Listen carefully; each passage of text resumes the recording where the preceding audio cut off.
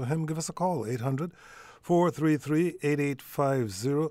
Tom Sherwood, the Virginia Senate approved an Amazon package this week. We'll talk a little bit more about that with Eric Gutschall, but I found it interesting that both in the Washington Post headline and in the article by Robert McCartney and Laura Vozella, that state tax incentives approved of up to $750 million over the next 15 years was juxtaposed with the fact that the same Senate narrowly rejected a proposal for a $15 minimum wage. So I read all of the comments on that article, and those were what that headline and that first sentence were what most of the comments were focused on, the juxtaposition of the gift to the richest company in the world versus the inability to raise the minimum wage from $7.25 an hour. Well, politically, the state of Virginia is providing, what is it, $750 million in various tax incentives for Amazon, which is all tied to its creating the jobs in the state, in which the state will actually get more tax money down the road. $3 billion over 20 years. This is an investment in, so it's not the same thing as, well, you can support Amazon bringing 25,000 jobs to the state, but you can't support $15 for minimum wage. Virginia, sorry, Mr. Gutschall, Virginia is a backwater when it comes to paying lower income paid workers. It is the only jurisdiction in this region that keeps the minimum wage at $7.25. The District of Columbia is well on its way to $15 an hour. Prince George's and Montgomery County have raised it. There's a discussion in the General Assembly now in Maryland to raise it to $15. I would ask Mr. Gutschall, is there anybody in Virginia who cares about the lowest income paid workers, people who actually are working for a living but aren't getting paid, but $7.25 an hour, that barely, after taxes, barely covers your cost? I think there's a lot of folks that are that care very much about that. I think that we saw that last year, as you well know, Tom, and the elections in 2017, where Democrats took 15 seats and almost flipped the House in Richmond in the General Assembly. And generally of folks that are, I can't speak to every one of them's position exactly on the minimum wage, but I feel fairly confident and certainly wanting to do something to boost it forward. It will be all seats in the Virginia General Assembly, 100 in the House, 40 in the Senate, are up this year. And this is the time to discuss that, right? Well, this is the time to discuss that, because I would argue that it's not either we can use a tax incentive package to secure Amazon's coming here, or do a minimum increase in the minimum wage. I think that we can actually do both. But I will say this, that to the credit of my as you put it, my backwater home state, no offense taken, but what we have done, and what I think is brilliant about the deal that we have on the table with Amazon, is that there is an incredible investment in education, starting all the way from K through 12, the technology pipeline, developing across the whole state, a technology pipeline all the way from K through 12 up to the new Virginia Tech Innovation Campus for technology that will be in Alexandria, very near the new headquarters for Amazon.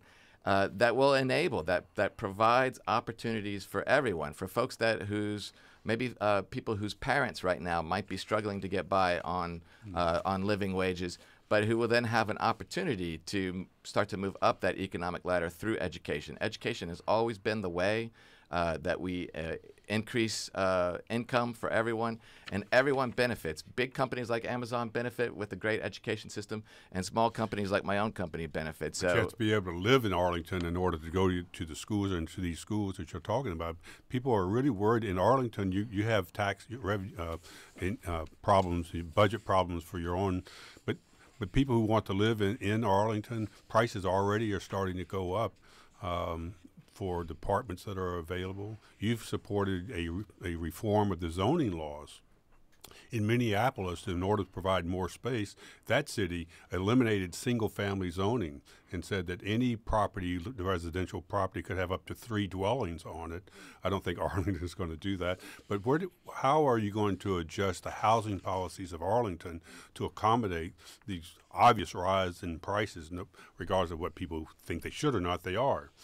How are you going to accommodate where people can live in your county? Well, I think, prices, anyone's been around Arlington for any period of time would obviously knows that prices have been doing nothing but being on the increase for decades and decades. So sometimes it might be, sort of interesting to note that, well, this apartment or that apartment or this price seems to have gone up just since the announcement. Mm-hmm. I would argue that to the extent that there's any such effect, that what's really at play here are the fundamentals of the macro regional housing economy, not necessarily specifically Arlington. If you think about Arlington, Amazon bringing 25,000 jobs over the next 10 to 15 years, that is really, it's not a drop in the bucket, but it's something like on the order of about 5% of what we would have otherwise planned for regionally, region-wide. And a housing market is regional. The folks who work at Amazon will be living throughout the region. So what are we doing in Arlington for those people that do need to live in Arlington, want to live in Arlington, for our own citizens? When I think about like where, as my kids grow up, and that I hope that some of them will want to stay here. What do I think about where they will live? We're going to roll out here very soon a major what we call missing middle directive that'll be taking existing policy that we already have in place. We know what we need to do. You're going to do it, or the county itself? The county is going to do it. Please explain that missing middle directive. So missing middle directive, this is looking at, we already have in place in our Affordable Housing Master Plan a direct goal of, I believe it's 2,700 ownership units over the next 20 years for those making between 80 and 120% of area median income. Which is roughly right now. So that's rough. Area median income is I believe for a family of 4 is 110,000. So the price point, though, if you want to think about a sweet spot and a price point, is roughly between $400,000 to $600,000 for an ownership unit. What I would tell folks is that we are not going to be able to make any more single-family homes. We have no more lots, no more land. So it's not about, if you're thinking that on a teacher's and a federal government, maybe a federal worker's salary, like you used to be able to do back in the 60s, 70s, 80s, even into the 90s, where you could afford a single-family home in Arlington. That's not happening, and that's not coming back any way that I can see. But what we can do is we can get our zoning ordinance out of the way. We have an old-fashioned 1950 style zoning ordinance, which is what Minneapolis had also, and they looked at and they basically tossed it aside. We're not going to toss single family zoning. Exactly. We're not going to toss it aside, but what we are going to do is we're going to get it out of the way so that on places like our major transportation corridors, and we have a major planning effort coming forward for Lee Highway. We're going to look within those transportation corridors along the neighborhood edges where we have lots of opportunities to open it up and say, well, could we have duplexes, triplexes, quadplexes? Could we do things? Could we be more creative? A big driver of the cost of housing is parking. Can we be more creative in how we do parking? Can we acknowledge that there are more people who don't need parking? But you're in a county that is now facing an estimated $70 million budget shortfall. How did the county get there? And what could that mean for Arlington County residents? People fear that what's coming next is a raise in the property tax. Well, so the manager did, in his budget forecast, had projected a roughly an up to $70 million budget shortfall. That would be both county and schools combined. So schools are 47% of our budget, and the rest is county.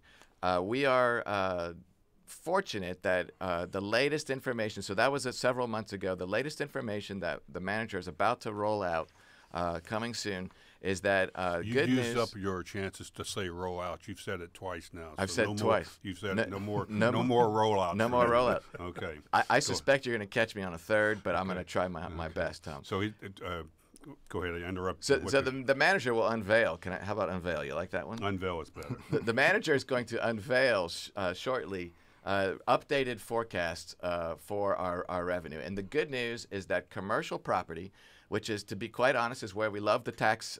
We love the fact in Arlington that we have historically had a really strong commercial tax base. Commercial tax assessments are up. They were actually down last year, so that was a big part of the problem last year. So things are moving in the right direction. I'm not going to pretend like that's all about Amazon, but what I will say is it is about the hard work that we've been doing to bring up our office vacancy, or bring down our office vacancy rate.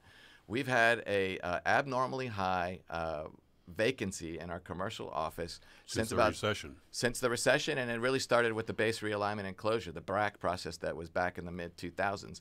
So we lost a bunch of federal tenants and their contractors that left with them. There was a fundamental issue with the recession, sequestration. If those that remember that, if you think the shutdown sucks, well, sequestration was pretty bad too. And sequestration was a little bit more permanent. Hopefully the shutdown is not. But what we've done is we have worked very hard to diversify our economy. We're all about clean tech, green tech, biotech. We're bringing in different kinds of startup companies, and that is reflected in these new forecast numbers. So it's not 70 million anymore. It's going to be significantly less than that, but that doesn't mean that there aren't going to be real significant tough choices that we're going to have to make. Back to housing. Here's David in D.C. David, you're on the air. Go ahead, please. Hey there, I'm a realtor, and I've mentioned this on your show before that in D.C. we have a really big problem with housing affordability and also inventory. And I think that the big issue that nobody's really talking about is the zoning. Your speaker mentioned that in Minneapolis they'd eliminated single-family zoning. And in D.C., I don't think that'll ever happen here, but I think if we just at least relax it in some of these neighborhoods that are already pretty dense with row houses and with restaurants, retail, and metro. And you're suggesting that that's what they should do in Arlington also? Well, in Arlington, sure, but I live in D.C., and I just wanted to make sure that people know that this is a regional problem, and it could be a regional solution for housing affordability if we do this in both Arlington and D.C. Well, housing policy is not going to be regional, but I would just tell you very quickly, Mayor Bowser was on the show last week, and she and her inauguration address and everything, she's talking about the city's got to do something to provide 36,000 more units of housing and possibly changing the height limitation, changing the zoning for some single-family places. So, yes, housing is a fundamental issue, just like transportation in the entire region. And back to the budget in Arlington, Virginia. In a recent letter to the Washington Post, Arlington resident Keith Fred said, quoting here, "The county government's poor management and wasteful spending are the only reason the county has a $70 million budget shortfall." Do you see examples of poor management and wasteful spending in Arlington County? Categorically not. When you have a $1.25 billion budget, does that mean that somebody couldn't find some example somewhere of something that they would prefer not to have to spend money on? We get emails all the time, and people will tell us that where we're doing, for example, where we're improving pedestrian safety,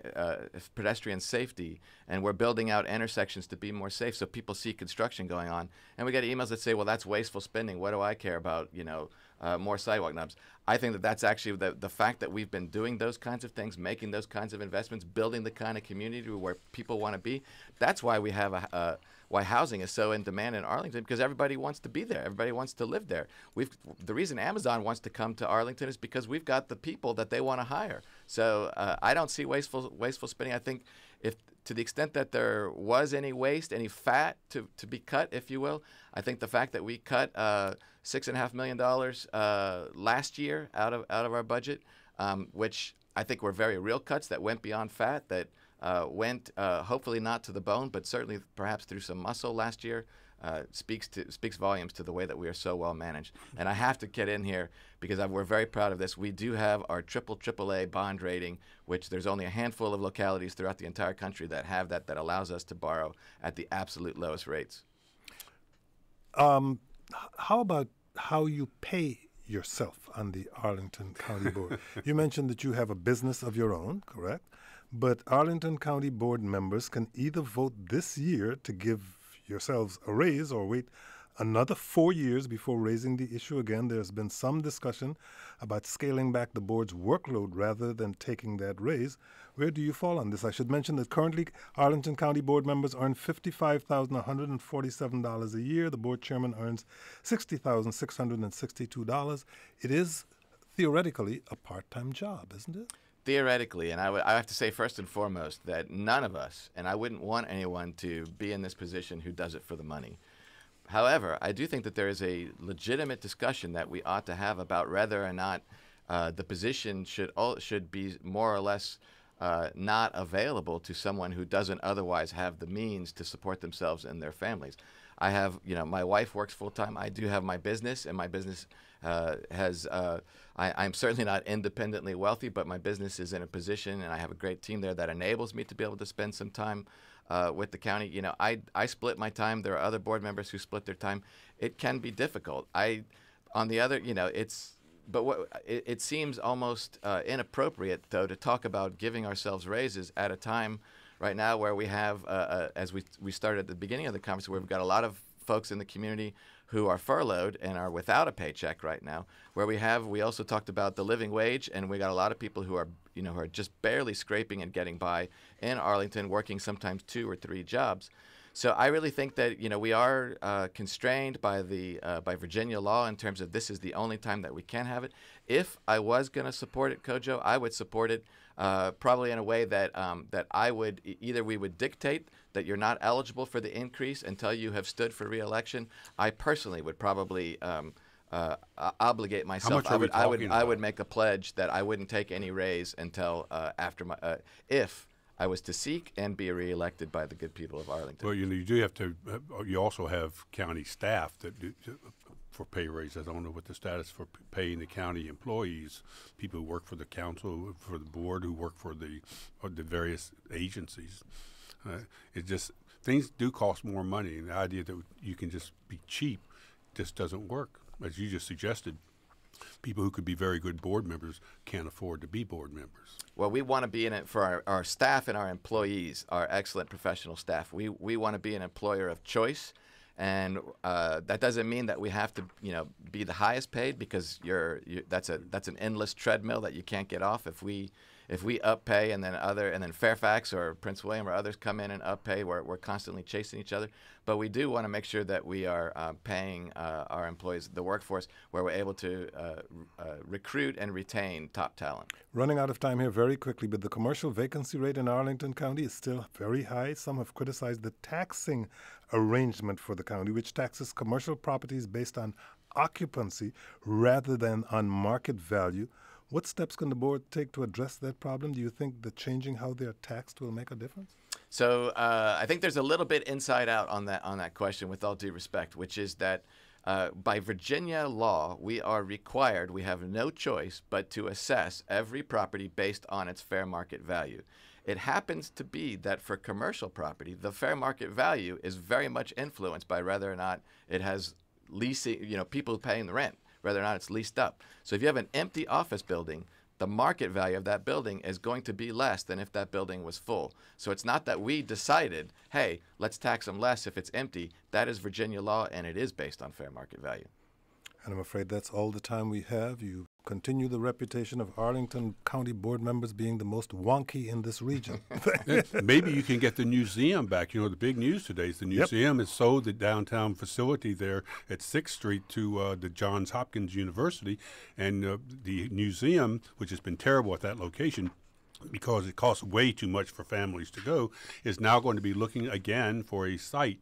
And maybe we can go back to Arlington, where it started. Well, I am sure we are all ears for any kind of innovative proposals. Give me a call. Eric Gutschall is a Democratic member of the Arlington County Board. Thank you so much for joining us.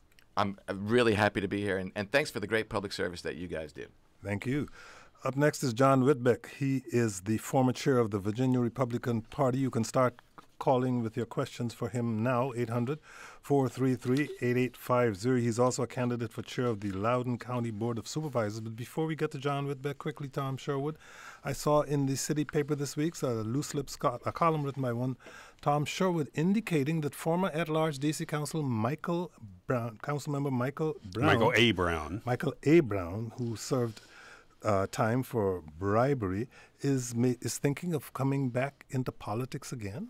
Yeah, I broke that story on Monday, or was it Tuesday? I think it was Tuesday. Tuesday. Days run together.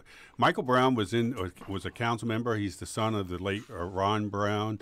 Michael Brown was thought to have a very good future in the city of Washington for local politics, but the FBI caught him in a sting where he was taking money, tens of thousands, $55,000 in money to help a fake FBI company tried to get contracts in the city. He went to prison, and now he's out, and now he's thinking about running for the council again in 2020 against David Grosso, who beat him, saying that, look, it'll be people will forgive him, that he thinks he was wrongly convicted. He thinks the Supreme Court could overturn his conviction because it's similar to Bob McDonnell's conviction, on and on. But everyone I've spoken to privately or publicly says the city has changed, and Michael Brown perhaps has not, and it will be a very long stretch for him to come back to public office. But he says he's going to try, so we'll see.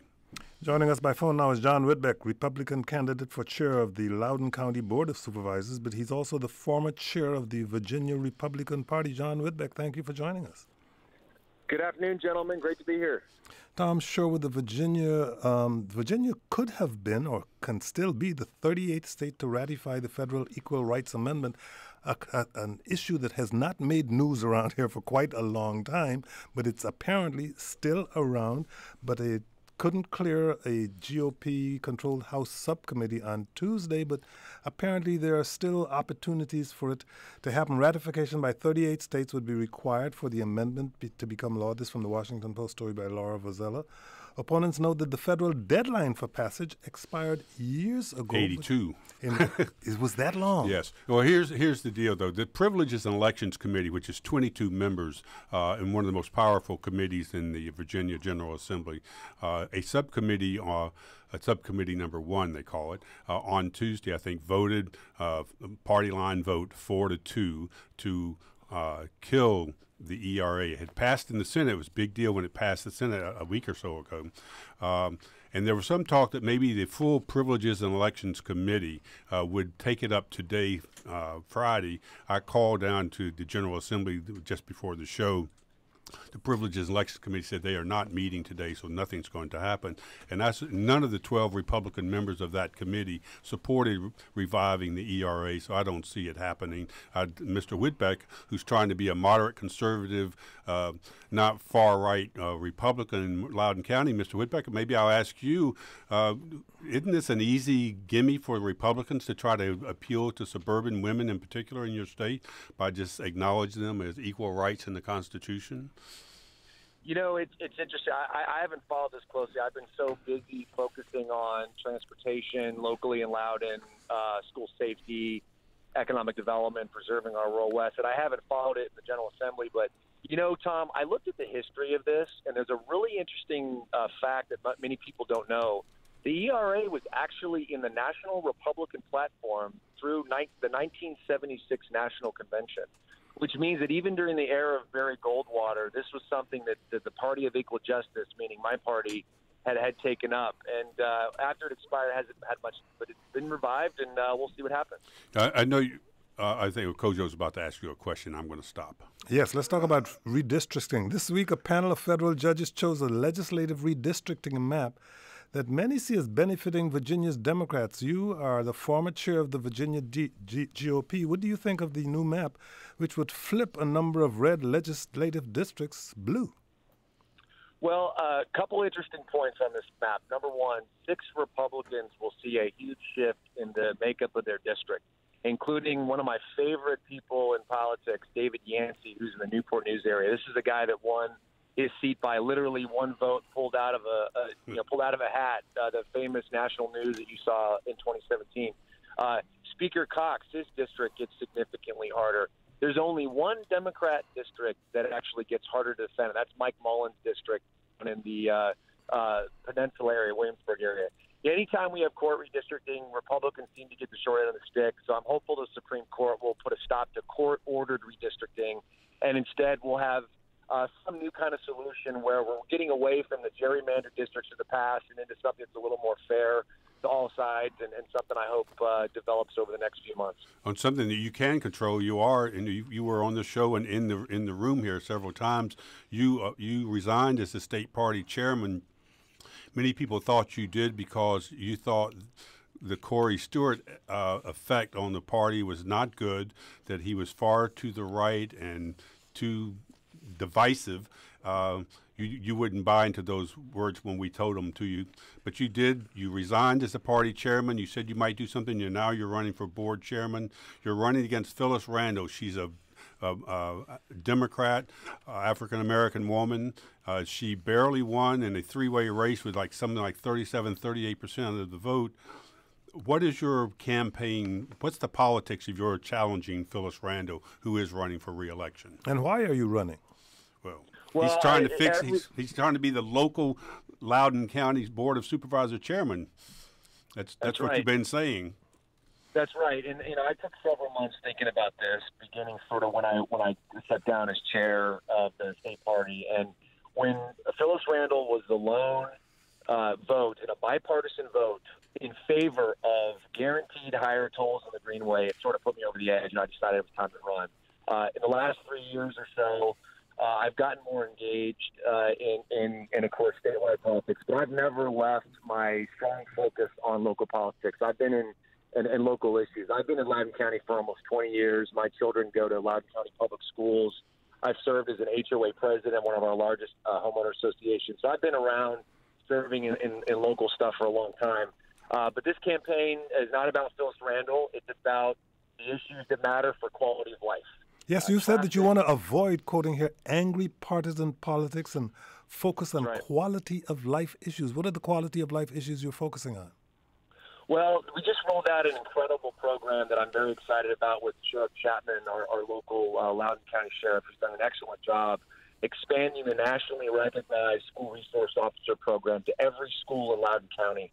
We have 58 more schools to go before we have every school covered by an in-house school resource officer. And it's the first time that anybody running has had the will to do it. Anybody in office has had the will to do it. And I'm really proud to be standing with Sheriff Chapman, fighting for school safety and taking some action on that front.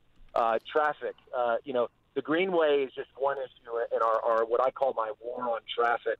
The Greenway is about lower tolls and making sure that we're not punishing drivers that are driving on our roads, but also getting cars off the road.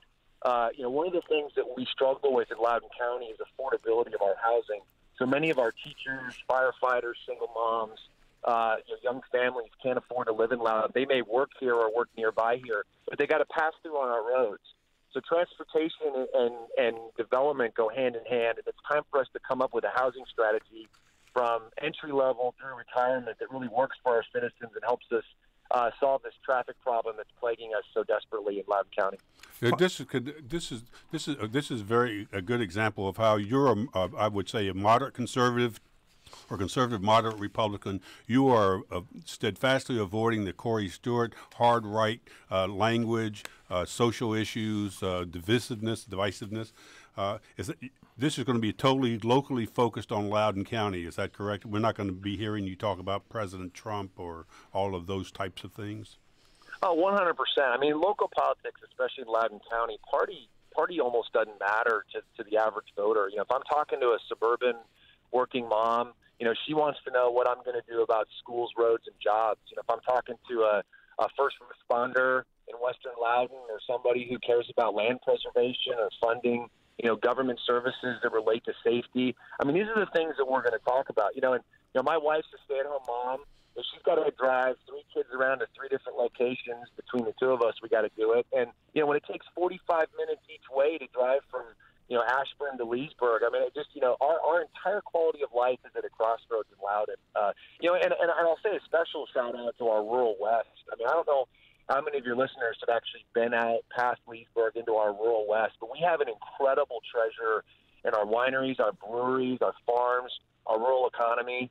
And, we've got to strike the balance between the rural West and suburban East. That's where he's looking for votes, Yes.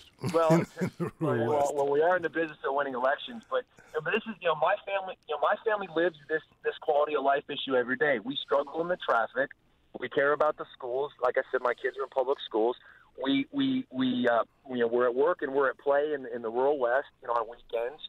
And I work, my small business law firm has been in Loudoun County for almost 18 years. And that's why John Whitbeck is a Republican candidate for chair of the Loudoun County Board of Supervisors.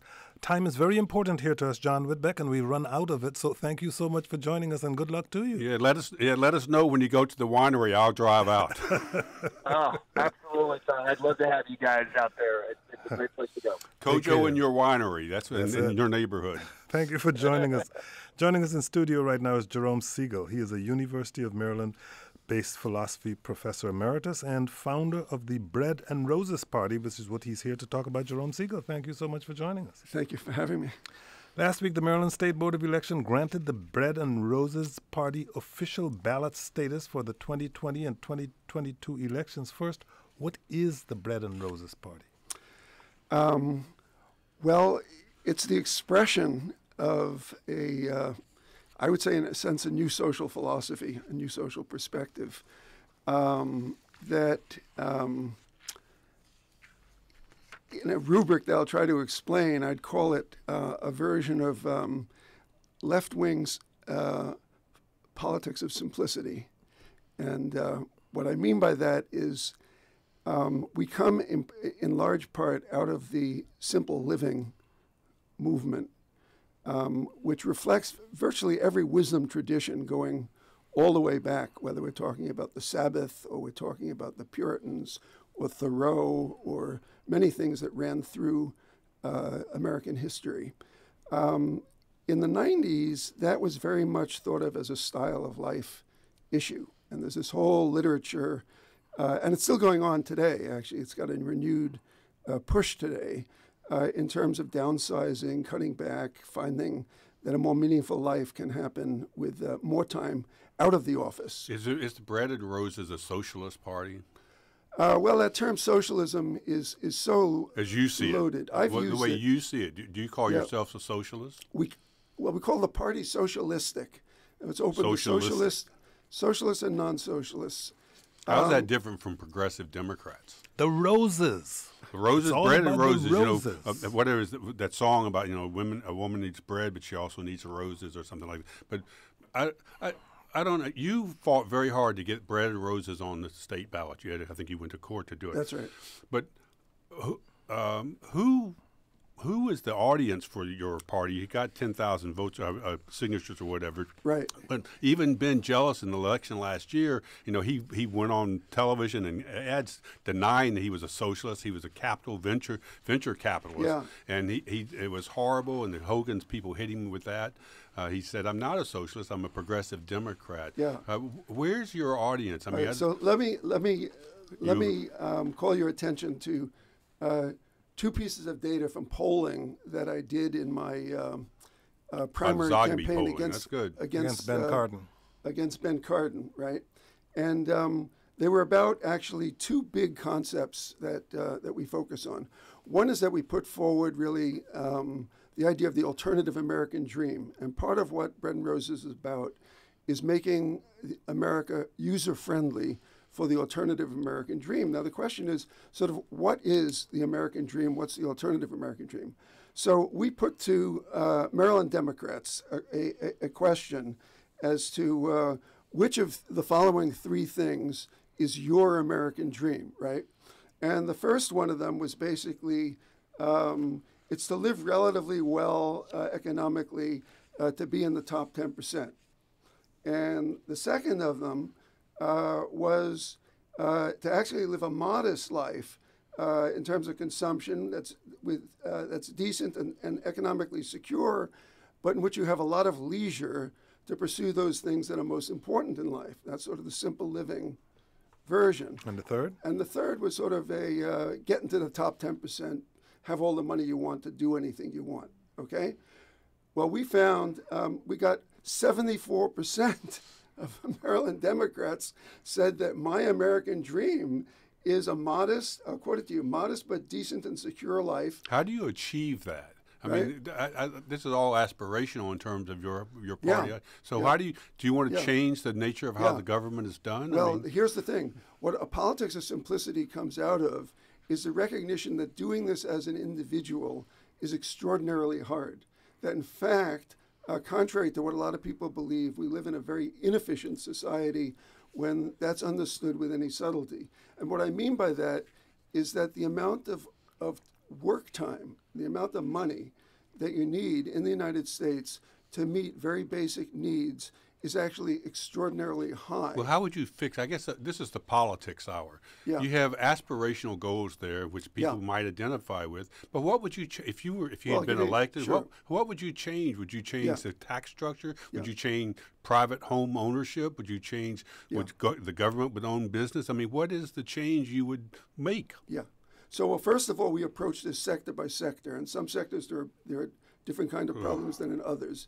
But I'll give you an example, like straight off, that's already on the agenda, which is education. Right? Well, we okay, used to have a world in which basically the society basically had a contract with the generation, which said that we'll cover your education through free public schools all the way to the workplace, and the workplace was graduating from high school.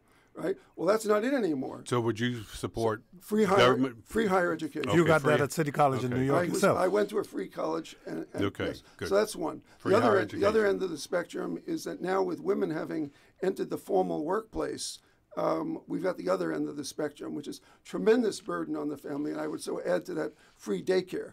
So we take that burden off of the individual family, making it much easier to meet needs. I would take housing as a different example. People think of the need for housing in physical terms, and the economists greatly celebrate all the progress that's made in housing. But anybody who knows anything about the housing market knows that it's about neighborhoods, and it's about, yes, decent physical housing, but it's about access to good public schools and public safety, and ultimately it's about beauty, public beauty, interesting urban environments. So, what would you do to change Okay. American housing policy? Would you? Right.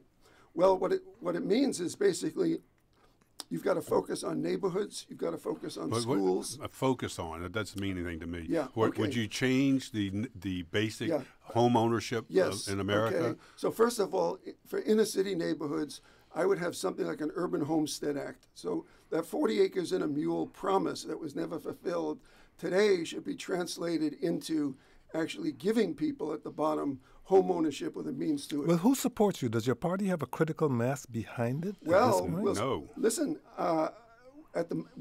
we're only 2 weeks old as a party. We're a movement, and I've got a book that lays this out called Graceful Simplicity: The Philosophy and Politics of the Are Alternative you giving that American book away Dream. free? Yes, it's on the Siegel for Senate website as a free download. Those as are a the matter books of Tom fact. likes best, but go ahead. Okay. Okay, so I'm glad you asked that. Yeah, so the book is available for free. And what I was going to say, though, you asked about critical mass. So there's a set of ideas. There's what I hope will become a national movement, and then there's an explicit entity that was recognized by the Maryland Board of Elections 2 weeks ago. And that now has unique ability. We are actually at the moment the only third party in the state of Well, Maryland. what Tom was trying to get earlier about socialism, you formed your party at a time when socialism seems to be on the rise, especially among young Yeah. people. Democratic Socialists of America chapters are popping up all over the country. Democratic Socialists have been elected to Congress.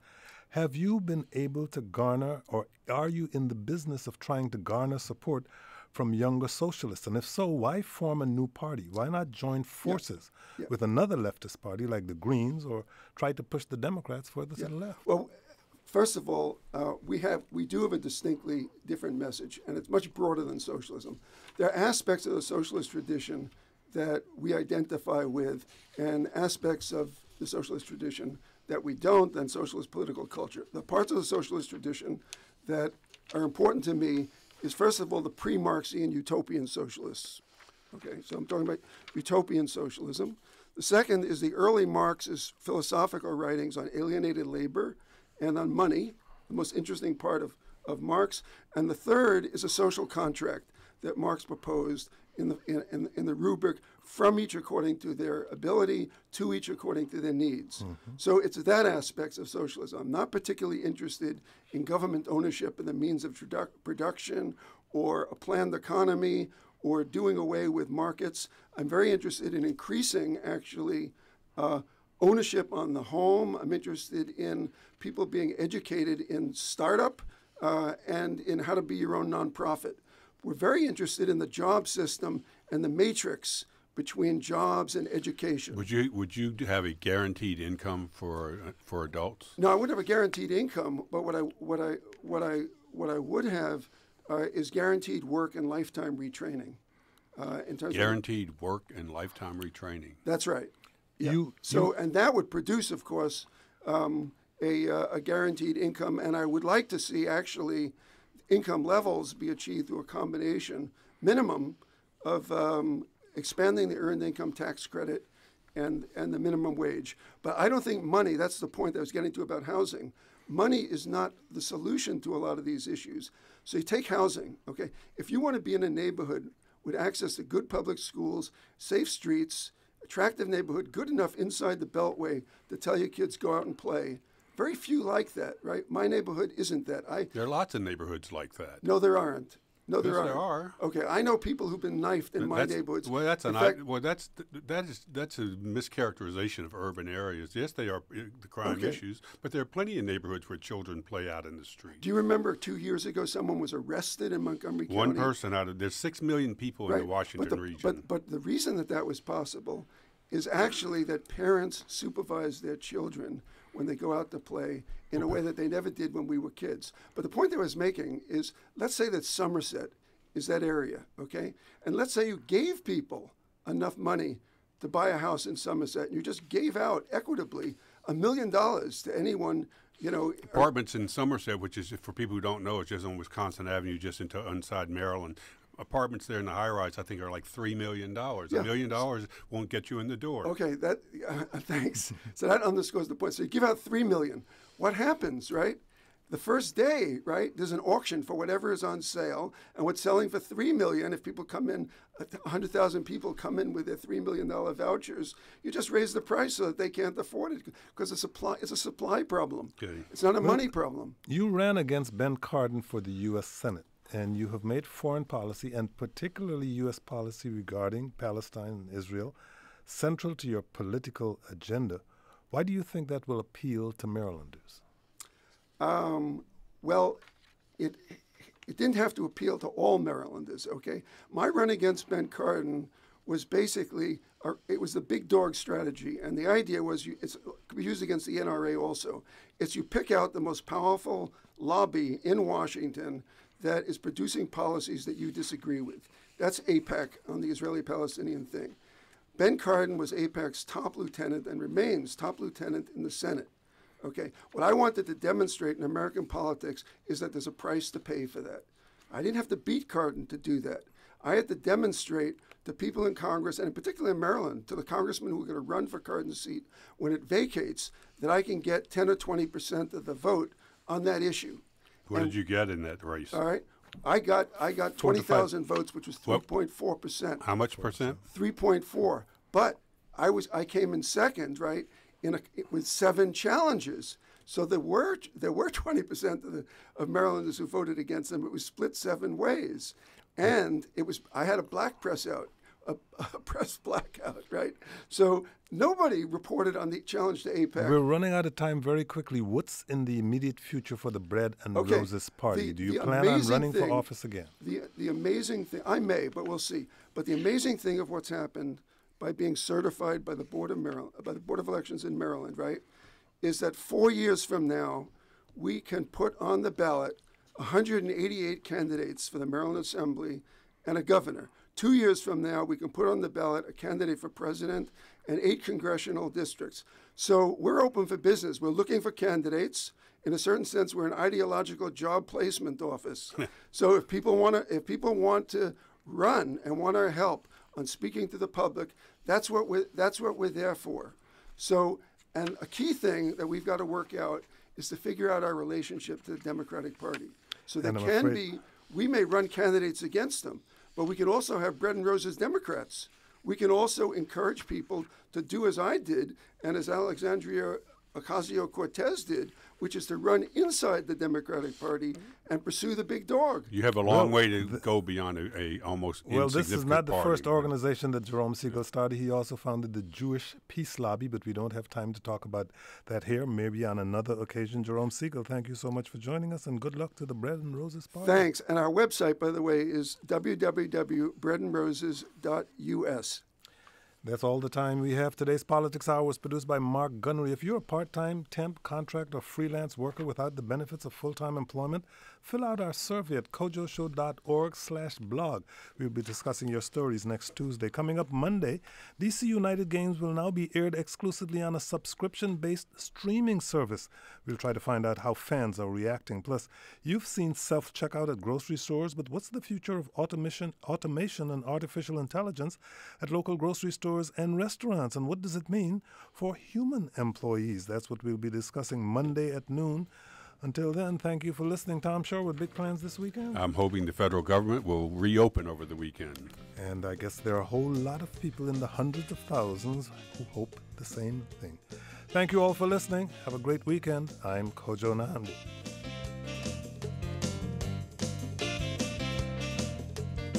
The Kojo Nnamdi Show is produced by Ruth Tam, Mark Gunnery, Julie Deppenbrock, and Margaret Barthel. Our managing producer is Angelisa Strobsdorf, and our senior producer is Mana Kashfi. Our intern is Sydney Grannon, and our engineer is Josephine Neonai. For past shows and more content, visit kojoshow.org.